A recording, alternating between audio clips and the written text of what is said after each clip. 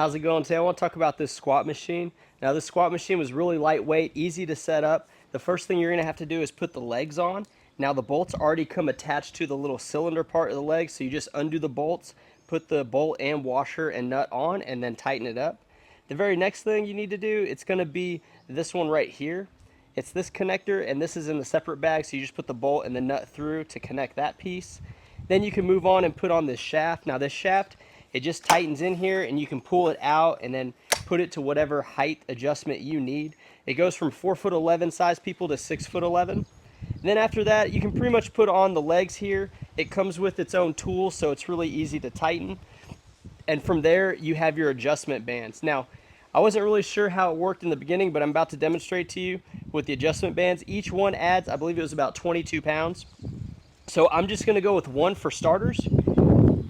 And when it comes to doing this, it feels a little unnatural at first, but basically it allows you to do 3 different degrees of depths of squats. You can do your 90 degrees, 60 degrees, and 30 degrees. The 90 degrees is going to be the easier one, and that's what we're going to start with. So make sure you have this where you want, and I'm going to have to adjust mine up just a little bit. It also came with this timer, and the timer has a battery that is included. You press the timer and start going. It shows, the calories and counts and things like that. If you want to reset it, you just hold the button down and it'll reset, or you can just let it kind of go, go into its default mode. So stepping on here, you're going to grab this, and you see the seat goes up as the legs go down. So not only you're working a squat motion, you're actually rowing as well. So you're going to get this kind of in the stand-up position, I think would be the starting position. And when you have both feet locked in, you can see here is going to be like a 90-degree squat, and then you go up. So what this is doing is it's pretty much working like kind of the top of your legs, the bottom. Really quite a bit is working lower body. The abdomen is a little bit engaged, and you're pulling up. Next, you're going to go down a little more, and you can see my arms are kind of far out, so I may go down to this lower handle. This is going to be more of like your 60-degree squat, and I can really start to feel it on my hamstrings in the back here, and I really kind of feel it in the quads as well. So the most difficult one is going to be all the way down. As you can see here, this is almost pretty much bottom, like I'm not even holding myself up, I'm actually sitting on the machine. So you'd want to go like slightly above it and come back up. So you go all the way down and come back up.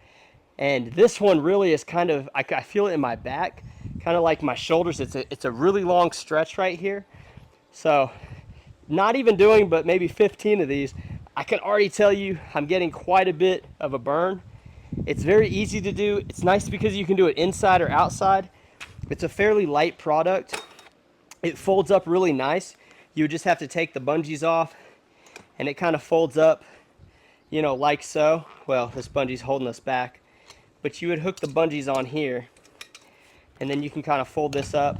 Ideally, I'm just going to put this in a place where I can just quickly jump on, maybe out here by the pool or underneath the overhang. In front of the TV maybe would be a good place. But yeah, I think the part to understand is when you start it, you want to just start up here. You don't want to start with your bottom down here, because if you start here, you're already in like the working position. So it's really hard to stand up from there. So just start standing, strap in, and just go for a ride.